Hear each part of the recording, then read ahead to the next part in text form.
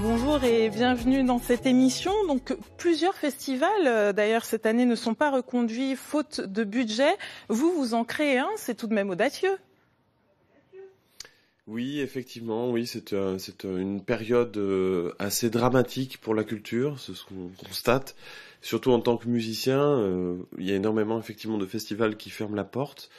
On a eu la chance de rencontrer des personnalités locales sur Nevers et dans l'agglomération qui ont cru en ce projet et qui ont voulu le soutenir. Et je crois que c'est effectivement une volonté qu'il faut souligner et féliciter. Quand on dit festival des pinces à linge, pourquoi pinces à linge?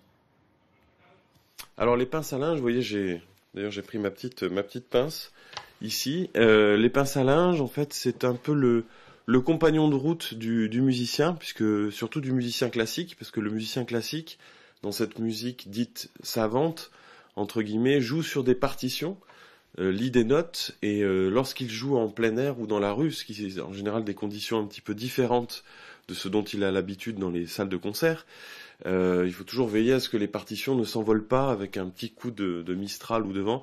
Donc en général, on pose les petites pinces à linge pour maintenir les partitions. C'était un petit peu le concept de cette itinérance, en fait, de montrer que le musicien classique prend les routes aussi pour aller vers son public et donc utilise les pinces à linge pour accrocher ses partitions partout, là pour le coup dans l'agglomération de Nevers. Oui, parce que pour vous, l'objectif, c'est vraiment d'aller à la rencontre du public, à la fois dans des rues, mais aussi dans des différents lieux. Voilà, exactement. C'est trouver des lieux populaires. Par exemple, nous avons fait l'ouverture mardi soir du festival avec Mathilde Amé, qui est venue avec donc le Quatuor Léonis, dont je fais partie. Je suis violoniste dans ce quatuor qui gère la programmation artistique du festival. Et nous avons pu donner une lecture donc sur les années d'Annie Ernaux, un roman absolument magnifique, dans un cinéma, donc dans un lieu un petit peu décalé pour le concert classique, en recréant sur la scène donc de la magnifique salle du Mazarin, Cinéma Le Mazarin, un décor presque de studio de cinéma. Donc c'était assez amusant. C'est cette idée effectivement d'aller dans des lieux plus populaires, d'aller à la rencontre et de créer l'échange en fait avec le public. En parlant d'échange avec le public, je vous propose de regarder ensemble un extrait de deux groupes, le vôtre, le Quatuor Léonis, et Tony Cello. On se retrouve tout de suite après.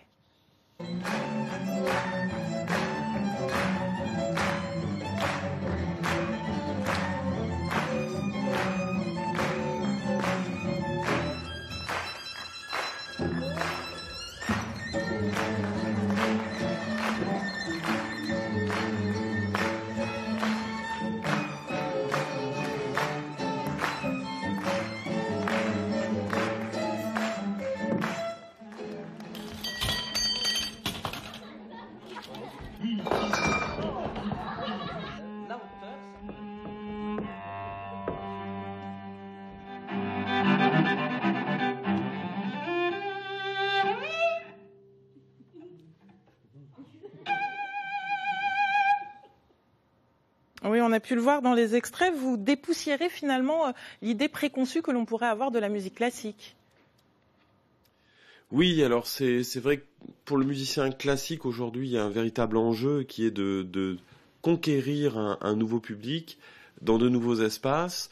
Les deux exemples que vous avez pu montrer aux téléspectateurs sont des exemples justement particuliers puisque ce sont des spectacles musicaux. Donc montés par des musiciens qui ont vraiment connu le parcours classique académique, les concerts, les concours internationaux, et qui ont eu, c'est le cas pour notre quatuor en tout cas, l'envie de créer autre chose, quelque chose de, on va dire, plus direct avec le public, et donc ça donne ce genre de péripéties musicales. Mais voilà, il reste dans ce festival, en tout cas dans les pinces à linge, une grande diversité de programmation. C'est-à-dire que vous allez trouver ces spectacles musicaux, humoristiques, mais également des lectures et également des concerts.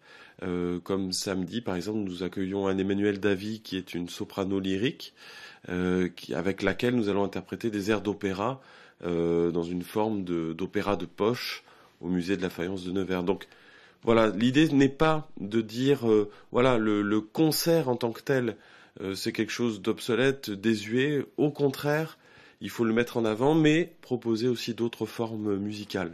Merci d'être venu nous présenter le Festival des Pinces à linge. Et j'ajoute également que vous allez dans les écoles pour sensibiliser le grand public à la musique classique. Toutes les informations complémentaires sont à retrouver sur le site de la matinale. Le Festival Les Pinces à linge, c'est jusqu'au 31 mai prochain. Merci à vous.